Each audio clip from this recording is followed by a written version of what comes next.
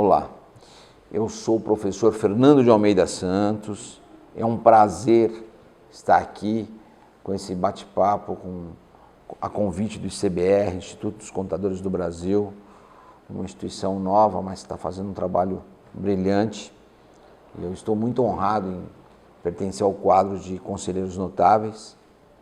Eu sou doutor em Ciências Sociais, sou graduado em Ciências Contábeis, em Administração e em Administração Pública e atualmente atuo como coordenador do mestrado profissional em Ciências Contábeis da PUC São Paulo, além de professor da FATEC Osasco e pesquisador do Núcleo de Pesquisas Aplicadas do Centro Universitário ENIAC. Quero falar um pouco da profissão, quero contar algumas experiências e quero dizer o seguinte, que é muito importante essa troca de informação entre nós profissionais.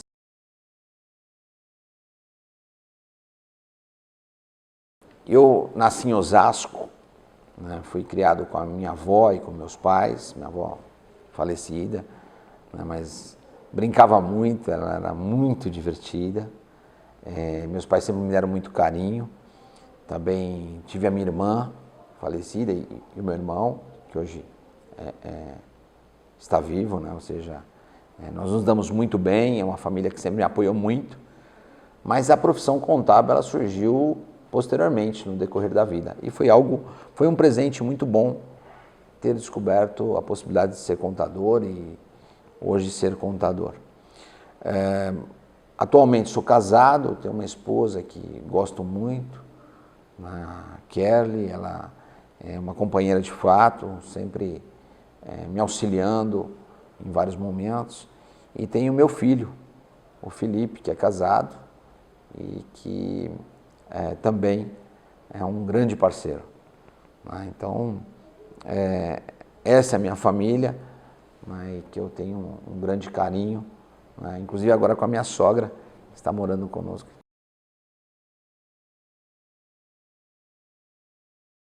Quando eu terminei meu ensino médio, eu tinha 17 anos. Quando você tem 17 anos, você não tem muitas vezes você não tem muito visão do que vai fazer. Até falam que você só sabe se é bom algo depois que experimenta. Então eu quis experimentar ter um curso superior em administração. Foi uma grande experiência, eu gosto muito da área de administração, mas também acabei passando em concurso como analista financeiro, como auditor da Secretaria da Fazenda, e tudo isso fez com que despertasse em mim o interesse pela contabilidade. Como professor da PUC, eu ingressei há 20 anos, e aí era necessário fazer contabilidade, que era nessa área que eu estava ministrando aula. Já ministrava aula de contabilidade tanto na PUC quanto na época na Uninove. E aí eu me senti na obrigação de fazer contabilidade, porque atuando na área, dando aula na área, era quase que uma obrigação. E foi um curso muito bom que eu fiz, eu aprendi mais. Eu acho que quando você faz um segundo curso, principalmente depois de já ter tido algumas experiências, já ter ministrado algumas disciplinas da área, se torna tudo muito mais fácil. Então foi um curso, o primeiro eu acho que era uma formação, o segundo era não só uma formação, mas era muito mais complementar muita coisa que eu já conhecia. Então eu acho que o aproveitamento desse estudo foi maior.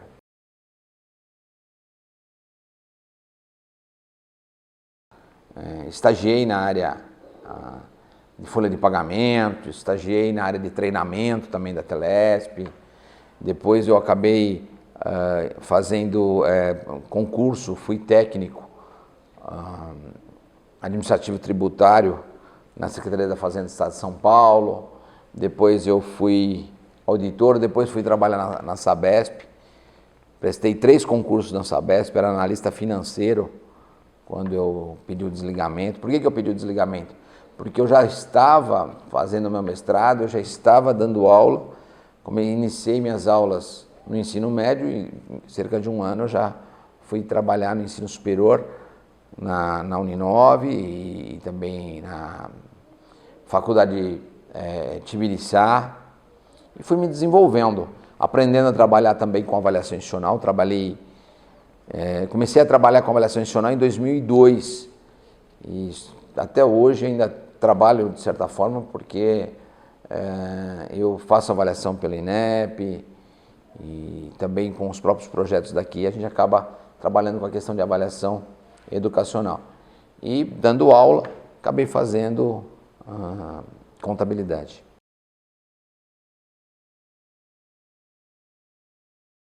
Quando eu estava fazendo ainda a graduação, eu não pensava em fazer mestrado. Para mim era uma coisa muito distante. Eu pensava em ir trabalhar e eu tinha a sensação de que acabou. Era engraçado, né? Naquela época nós não tínhamos essa visão de continuidade como tem hoje. Dali 3 anos e meio eu estava voltando a fazer uma especialização e depois um mestrado. E o mestrado foi em administração. Eu já atuava como analista financeiro na Sabesp e optei fazer administração porque era onde que eu tinha feito, era a área que eu fiz a minha graduação. Como minha área de graduação foi administração, eu achei que seria recomendado fazer um mestrado em administração. Hoje não vejo dessa forma. Hoje eu acho que às vezes você fazer em outra área te abre caminhos. E aí o que aconteceu foi que após terminar o meu mestrado em administração, eu senti a necessidade de fazer a graduação em ciências contábeis. Aí eu fiz a graduação em ciências contábeis para depois fazer o doutorado.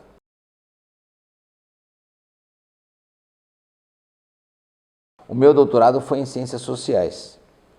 O meu doutorado, na verdade, ele foi muito interessante, porque como eu tinha uma experiência já na área de educação há alguns anos, trabalhando com avaliação, eu usei o conhecimento de avaliação para avaliar o curso de ciências contábeis. Então aí eu comecei a pesquisar muito voltado a ciências contábeis. Em 2002 eu entrei na PUC São Paulo, que eu estou até hoje, já são 21 anos, e eu iniciei dando aula para graduação.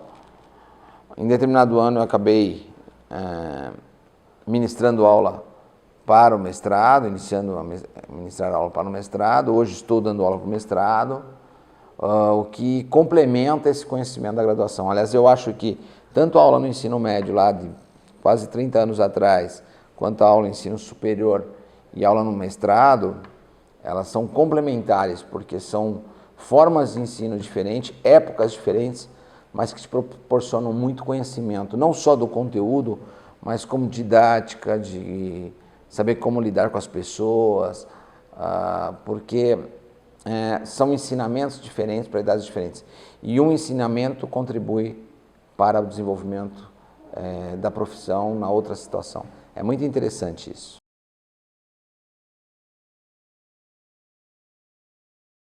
Como que eu ingressei na área acadêmica? Na verdade, quando eu fui trabalhar na Sabesp, eu acabei, o meu primeiro cargo era de 6 horas. Eu falei assim, 6 horas é pouco tempo, então é possível eu otimizar esse tempo. Iniciei dando aula, eu tive essa ideia, eu ingressei na Sabesp dia 1º de novembro, dia 8 eu já estava dando aula em colégio, ensino médio. Aí, conforme eu fui lecionando ensino médio, fui gostando, eu sinto falta da sala de aula. Chega um período que eu estou longe da sala de aula, eu começo a sentir falta, eu sinto falta dos meus alunos, eu sinto falta dos professores, sinto falta do ambiente, sinto falta de refletir sobre a melhoria, inclusive. Não é demagogia, é verdade, isso aí todo mundo sabe, as pessoas notam. Então eu falei assim, bom, agora o meu próximo desafio é dar aula em faculdade. E ingressei no mestrado. Quando eu ingresso no mestrado também, automaticamente, eu mando o currículo para todas as faculdades de uma lista enorme que tinha. E dessa lista enorme, teve 2 faculdades que me convidaram, eu iniciei a dar aula. Então eu dava aula para o ensino superior e trabalhava na Sabesp. E essas 6 horas também acabou em 1 ano e pouco, porque logo na sequência eu já tinha sido aprovado em outro concurso, já estava trabalhando 8 horas também. mas trabalhava 8 horas, fazia mestrado, dava aula, e isso, para mim, é algo que uma coisa complementava a outra. Era muito interessante isso. Mas era cansativo? Era, como até hoje é. Hoje eu dou aula em mestrado, dou aula na FATEC também, faço serviços contábeis, enfim, a quantidade de coisas que nós fazemos hoje é muito grande. E não dá para você deixar de fazer totalmente serviços contábeis, por quê? Porque muitas vezes é através dele que nós aprendemos para poder relacionar ainda mais o nosso curso, que é um mestrado profissional, com a área. O mestrado profissional ele exige que nós professores, nós alunos, tenhamos essa atuação mais próxima do mercado. Então, por isso que eu sempre faço algumas coisas voltadas ao mercado.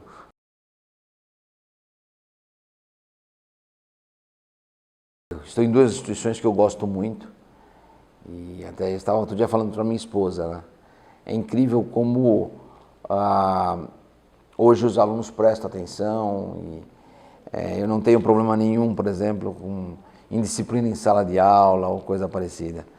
Primeiro, os do mestrado já são adultos, são de mercado, são profissionais, não vou dizer prontos, né, porque cada um está no seu estágio de vida, mas muitos já estão lá porque querem dar aula, ou já estão dando aula, querem se qualificar mais, ou porque querem utilizar esse conhecimento para melhorar suas perícias, a sua auditoria, a sua relação com o mercado. E o aluno de graduação são alunos que estão buscando muitas vezes o crescimento ou a inserção no mercado. Ele está num momento diferente, mas o interesse pelo aprendizado é muito interessante, que eu não posso jamais reclamar dos meus alunos atuais. Já há alguns anos têm tido um excelente desempenho, eles têm interesse por publicação, eles têm interesse por produção, e eu acho que hoje há uma busca pelo conhecimento aplicado. Então, a partir do momento que você oferece a possibilidade de crescimento e desenvolvimento deles e mostra que aquele conhecimento é possível aplicação, é possível a melhoria da qualidade de vida deles, eles respondem muito bem.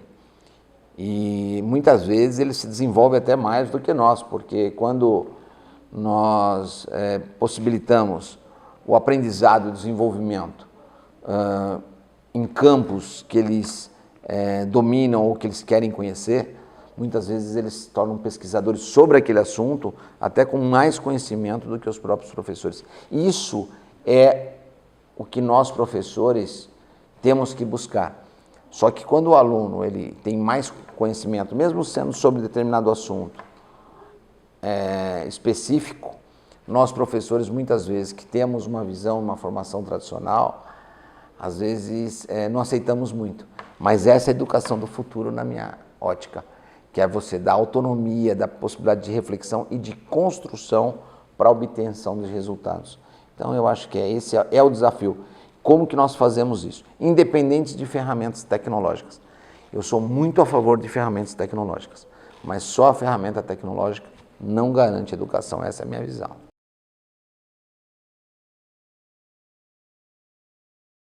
Há 30 anos atrás, 40 anos atrás, para que servia o mestrado? Servia para você dar aula.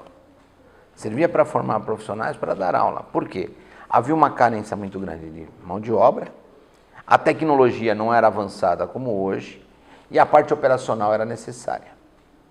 Hoje, nós temos uma inteligência artificial e uma quantidade de avanços tecnológicos muito grande, onde nós temos que diferenciar o profissional que é capaz de pensar, de construir algo novo, de refletir, de analisar o sistema, e o profissional que faz serviços de digitação, que faz serviços burocráticos.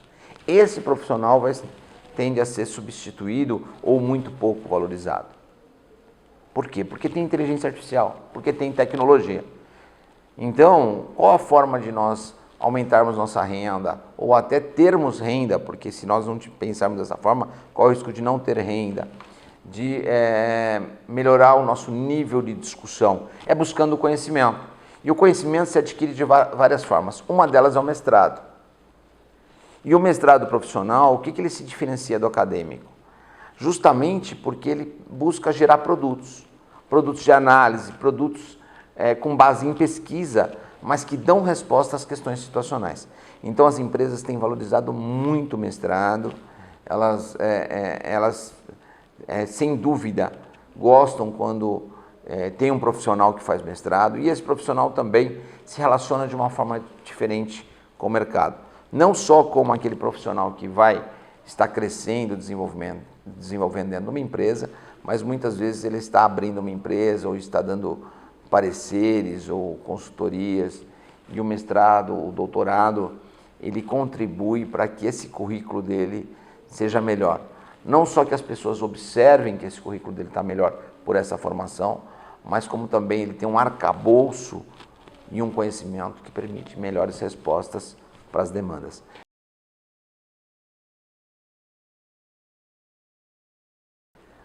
Sem dúvida que, além de tudo isso, possibilita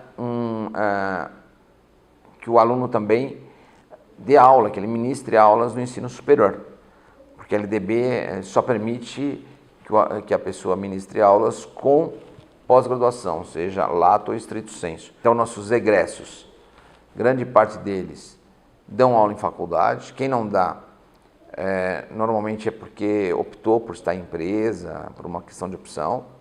E os nossos alunos, temos alunos também que ministram aula já durante o curso. Então, sem dúvida, é uma carreira nova, ou talvez até a mesma carreira de contador, mas com opções novas dentro da carreira.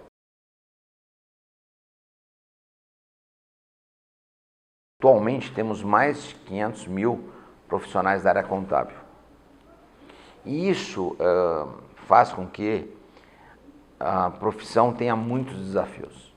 Sem dúvida, a sociedade precisa muito dos contadores, precisa muito dos administradores, dos economistas. Principalmente nós que somos terceiro mundo, nós precisamos, até para ter mais competitividade, melhorar a sustentabilidade, melhorar a otimização dos recursos. Então, a América Latina, eu tenho discutido isso, ela precisa disso. Agora, como fazer para aproveitar as oportunidades? Em primeiro lugar, buscar conhecimento. É fazer curso de formação, fazer mestrado, fazer especializações. Em segundo lugar, é buscar criar, solucionar problemas. Problemas, às vezes, que não identificamos. Como assim? Uma empresa ela tem uma situação e ela não identifica aquilo como um problema. Mas a partir do momento que temos uma solução para ela, algo melhor, ela pode querer usar esse algo melhor e deixar de usar o anterior. É nesse sentido.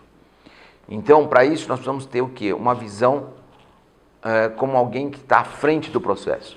Não podemos ser apenas executores, não podemos ser digitadores ou funcionários da burocracia. E se somos, temos que tomar cuidado para não ser. Por isso que o mestrado profissional é importante. Por isso que fazer cursos é importante. Por isso que participar de entidades de classe é importante. Por isso que estar junto com outras pessoas, discutindo e lendo sobre o que está acontecendo é importante. No passado, nós falávamos o seguinte: você tem um conhecimento, esse conhecimento é importante, utilize ele para ganhar dinheiro, para ter oportunidade. Hoje não, você tem um conhecimento, utilize, mas vá buscando outros, porque daqui a pouco esse conhecimento já foi diluído para a sociedade. Esse é o desafio, se atualizar sempre, estar à frente do tempo e construir resultados. A profissão, sem dúvida, dá muita oportunidade, mas nós precisamos pensar dessa forma.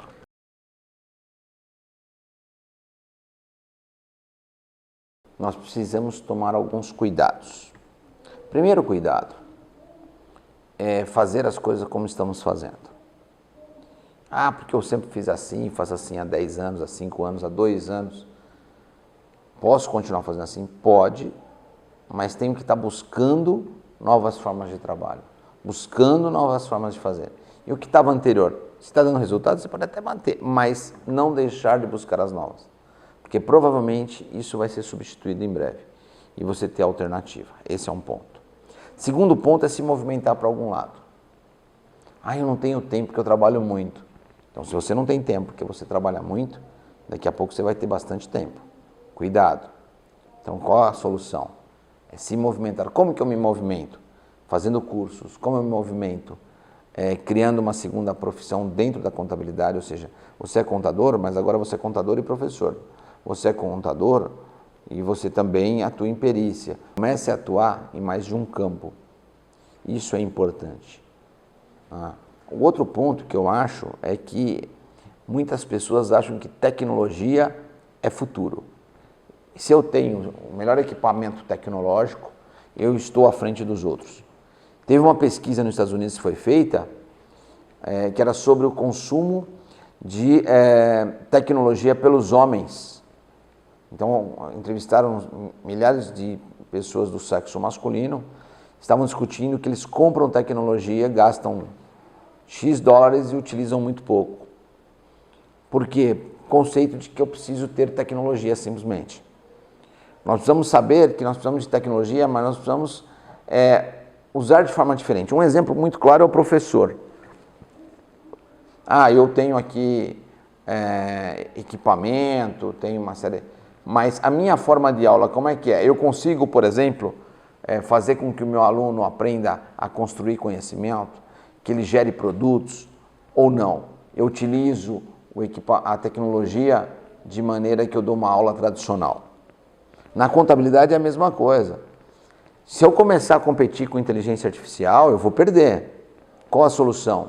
A solução é ter uma visão mais de gestão. Não é viver em função da burocracia, mas viver em função da construção, da solução de problemas e por meio de oportunidades que se criam. Olha quantas oportunidades estão sendo criadas. Por exemplo, normas internacionais precisam ser aplicadas, não sabemos como aplicar muitas vezes. Então, por exemplo, tem uma norma internacional, ela precisa ser aplicada voltada ao ativo biológico. Será que todas as empresas já estão adaptadas a isso? Tem uma norma internacional para estoque, a CPC 16, que não é nova. Será que as empresas estão adaptadas? Como é que está sendo feita a contabilização das empresas de pequeno porte? Como é que está sendo feita a contabilização das empresas de tecnologia que são muito diferentes do mercado? Como, por exemplo, uma mineradora de criptomoeda. Então, nós precisamos pensar sobre isso, nós precisamos pensar sobre novos problemas. E vamos precisar pensar em soluções, mesmo em áreas antigas. Tem uma empresa que ela atua nessa área há muitos anos. Mas a partir do momento que eu tenho uma tecnologia nova para ela, uma solução nova para ela, ela vai mudar a sua forma de fazer. Então eu vou estar solucionando um problema que ela nem sabia que existia, ou que ela possuía. Esse é o desafio do profissional da área contábil. Eu acredito muito na profissão, eu acredito muito se nós transformarmos a profissão. Se nós não transformarmos a profissão, nós vamos perder mercado, nós vamos dar oportunidade para outros profissionais.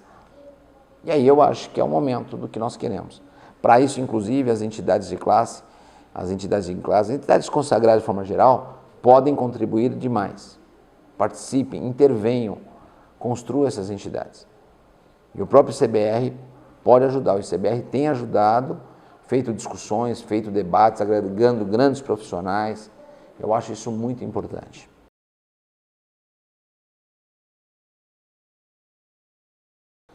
Para finalizar, eu queria falar que participar do ICBR é algo muito bom, é algo que me orgulha e eu acredito muito nas redes sociais para a construção da carreira, para a construção do futuro. E o ICBR é uma rede social, ele é uma rede social que inclusive em alguns momentos é rede social física, porque em muitos momentos nós nos encontramos e eu acho que as pessoas devem aproveitar essa oportunidade. E queria deixar um recado para todas as pessoas que tiveram a oportunidade de estar ouvindo essa conversa e dizer o seguinte: se movimente para algum lado. Saibam que é necessário aprender sempre e se movimente para algum lado. Esse é o desafio nosso. As coisas estão acontecendo numa velocidade muito grande.